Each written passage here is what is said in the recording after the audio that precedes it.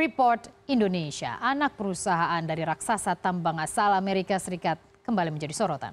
Pasca menunjuk veteran petinggi militer mantan Kasau Cepi Hakim sebagai bos baru di Freeport Indonesia, menjadi pertanyaan kemudian, bagaimana kelanjutan bisnis Freeport di tanah Papua? Seperti apa magnet Freeport sehingga selalu menarik untuk diulik? Gula-gula Freeport, saya ulas lebih lengkap untuk Anda sore hari ini. Kita lihat bersama. Jadi kalau gula-gula itu kan manis ya, semua orang ingin dekat biasanya. Saya lihat terlebih dahulu bagaimana sebenarnya kontribusi Freeport Indonesia untuk Freeport McMoran yang berbasis di Amerika Serikat.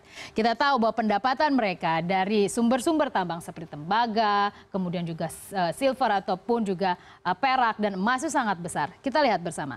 Ini trennya, pada tahun 2013 total pendapatan mereka 20,29 juta dolar Amerika. Itu adalah revenue-nya dan kita lihat bagaimana kontribusi untuk Freeport Indonesia sekitar 4 juta dolar Amerika. Bila kita bandingkan secara proporsional, angka ini sangat signifikan karena mereka punya beberapa sumber pendapatan seperti di Amerika Utara misalnya, kemudian juga mereka punya di Afrika. Sementara Indonesia sendiri satu negara saja berkontribusi sebesar ini, 4,09 juta dolar Amerika per barrel.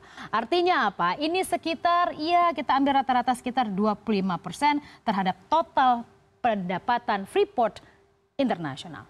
Apakah Freeport Indonesia penting? Penting sekali, 25%, lebih kurang seperti itu. Kita bergeser ke tahun 2014, dari 21,44 juta dolar Amerika masih berkontribusi meskipun mengalami penurunan ya. Jadi 2013 ke 2014 ini sudah mulai ada pembicaraan karena mereka akan mulai selesai kontrak karyanya di tahun 2021. Skema-skema, wacana-wacana kemudian tampaknya sudah mulai dibicarakan. Namun juga kita lihat bagaimana penurunan yang terjadi tidak menurunkan kontribusi Freeport Indonesia, 3,07 juta dolar Amerika. Lalu kita bergeser ke tahun 2015, kita lihat bersama slumping ya untuk Freeport McMoran. Mengapa? Ya karena memang dunia mengalami perlambatan ekonomi, permintaan mengalami penurunan, sehingga akhirnya mereka juga mengalami penurunan juga untuk pendapatan, 15,88 juta dolar Amerika. Dan untuk kontribusi Indonesia masih di sekitar yang sama lah, 20%-an lah ya. 20 sampai 25%, 2,65 juta dolar Amerika untuk kontribusi dari Freeport Indonesia. Artinya Freeport Global sangat merasa Indonesia itu penting. Kalau Freeport merasa Indonesia penting, maka bargaining position harusnya kita bisa lebih baik. Tapi kita tahu sendiri Amerika Serikat, negara adidaya, dan Freeport merupakan salah satu juga sumber pendapatan bagi income negara Amerika Serikat, maka pasti ada lah ya politik-politik tingkat tinggi terkait apalagi ujung-ujungnya kalau bukan masalah ekonomi. Jadi lobby-lobby terus saja terjadi dan hal itu menunjukkan betapa pentingnya Freeport Indonesia untuk Freeport Internasional. Dan selanjutnya kita bergeser ke slide ini. Dari mana mereka mendapatkan uang yang sebegitu besar? Dari ini. Kita lihat, selain memang sudah ada yang sudah diproduksi, tapi masih ada juga cadangan. Cadangan ini mengapa penting dibahas? Ini yang akan menjadi hilir perjuangan Freeport Indonesia ada di tanah Papua. Kenapa mereka tuh terus saja melakukan negosiasi, renegosiasi? Karena ini loh. Masih ada cadangan yang besar, kita lihat ya untuk cadangan emas 26,8 juta troy ounce, kemudian kita lihat juga penjualannya juga 1,2 juta per troy ounce untuk emas sendiri pada tahun 2015. Cadangan untuk tembaga sendiri juga masih besar, kita lihat masih 28 juta metrik ton untuk tembaga sendiri. Jadi artinya uang yang mereka dapatkan tadi yang berkontribusi sekitar 20 sampai 25% bagi Freeport McMoran Global itu ternyata dari sini loh. Dari mana nih dapat yang dari gambar di belakang Anda itu loh? Itu adalah dari bumi Papua. Jadi dikeruk yang dari Papua itu, bumi itu. Jadi diambil emasnya, diambil tembaganya. Logikanya ketika tanah kita, bumi kita itu dikeruk, harusnya kan ada royalti kan? Kan tanah-tanah kita, termasuk juga untuk masyarakat Papua harus ada keadilan sebenarnya untuk mereka. So yang kita lihat ini adalah opsi divestasi saham Freeport Indonesia. Sebelum saya ke divestasi saya mencoba mengingatkan Anda bahwa ketika Freeport nanti akan melanjutkan lagi kontrak karyanya di tahun 2021, pemerintah pada tahun 2015 menyepakati ada 5 poin utama untuk renegosiasi. Jadi sederhananya begini, pemerintah Indonesia akan mengizinkan lagi Freeport untuk kembali mengeksploitasi, mengeruk lagi baik itu tembaga maupun perak maupun juga emas yang ada di Papua, khususnya dalam hal ini di Freeport Indonesia dengan 5 syarat. Saya ambil garis besar saja. Yang pertama, yang pertama saya ingatkan Anda bahwa mereka akan habis di tahun 2021, maka 22 tahun sebelum habis masa kontrak kerjanya harus dibicarakan bagaimana akan lakukan lagi renegosiasi. Selanjutnya kita ingat ada lokal content. Jadi pemerintah menginginkan agar jasa, barang itu diutamakan yang ada di Papua, Indonesia. Jadi harus diutamakan yang ada di bumi Papua. Selanjutnya, ini yang terkait yang akan saya bahas lebih spesifik, ini adalah divestasi saham. Apa divestasi saham? Freeport Indonesia harus mengurangi kepemilikan sahamnya di Freeport Indonesia. Divestasinya itu total adalah 30%. Saat ini pemerintah Indonesia hanya memiliki sekitar 9%-an dan ada tersisa sekitar 20% yang harus didivestasi oleh Freeport Indonesia. Mereka say yes, saya akan divestasi. Tapi kemudian ada yang menarik, divestasinya seperti apa? Pemerintah Indonesia akan membayari 20% tersebut. Harusnya kalau kita berpikir jangka panjang dengan cadangan yang tadi masih sangat banyak untuk emas dan juga tembaga, harusnya pemerintah berjuang mati-matian untuk memiliki divestasi saham tersebut. Tapi pemerintah kemudian mengatakan, sepertinya kondisinya akan sulit. Kita punyalah beberapa skema.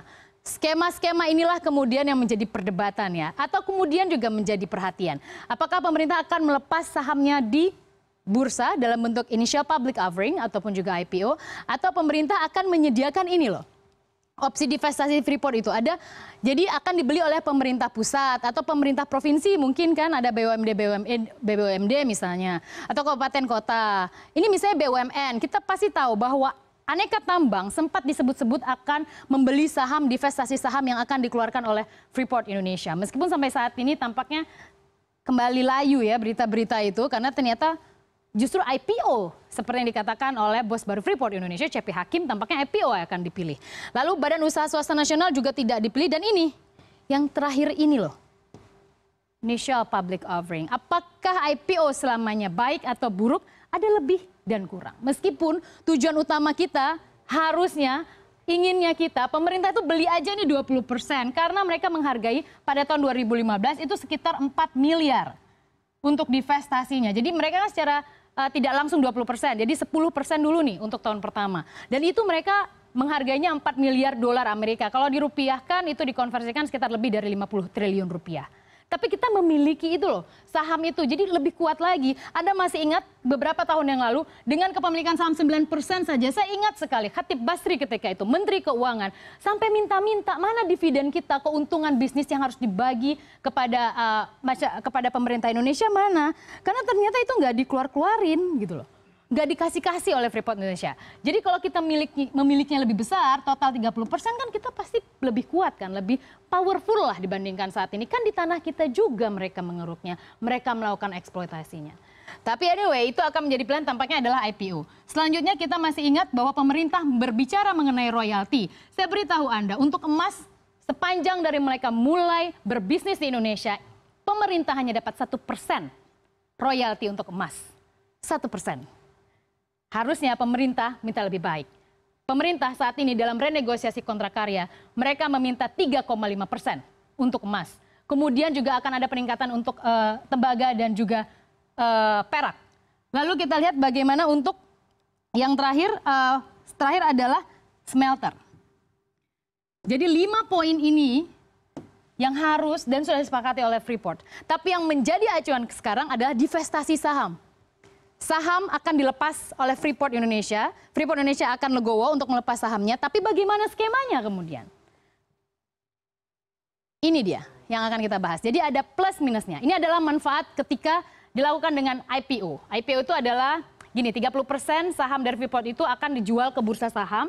Jadi siapapun Anda, saya, kita semua bisa membeli saham tersebut.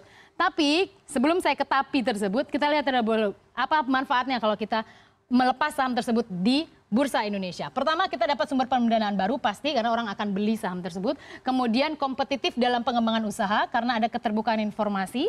Lalu selanjutnya adalah meningkatkan nilai perusahaan, lalu kemampuan untuk going lebih concern, lalu meningkatkan citra perusahaan karena biasanya perusahaan TBK itu akan lebih transparan ya.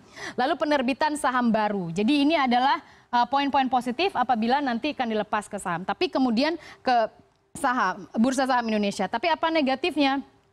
Dikhawatirkan ketika nanti dilepas ke publik, insider trading itu kan bisa saja terjadi. Dikhawatirkan hal demikian. Meskipun kita percaya bahwa Bursa Indonesia adalah sebuah lembaga yang profesional, tapi memang ketika itu tidak harus dilepas ke publik, kenapa nggak beli aja sih gitu? Kenapa harus dengan divestasi saham dengan skema IPO? Mengapa kita akan lebih spesifik ke IPO? Karena saya akan berbicara ini.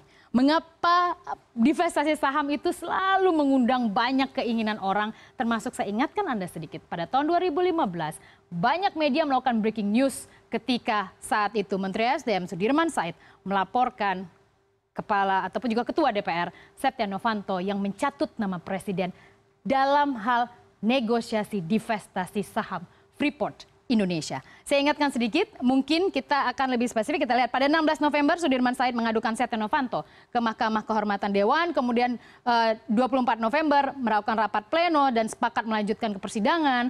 Kemudian Kejagung membuka penyelidikan.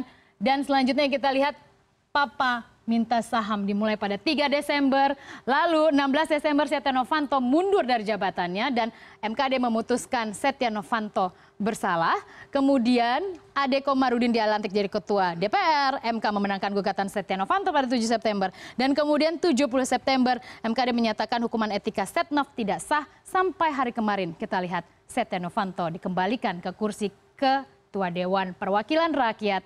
Padahal kita tahu persis bahwa skandal Papa minta saham tersebut menyedot banyak perhatian. Artinya, sederhananya bahwa Freeport Indonesia ini adalah isu besar. Kita tidak boleh teralihkan bahwa ada potensi uang triliunan rupiah di sana. Bahwa ada angka jutaan dolar Amerika yang harus kita pertahankan karena mereka mengeksploitasi di bumi Indonesia. Bukan kita tidak memberi mereka tempat, tapi harusnya ada sebuah keadilan pembagian hasil dari Freeport Indonesia kepada pemerintah Indonesia yang kemudian harus dimanfaatkan untuk rakyat Indonesia khususnya masyarakat Papua.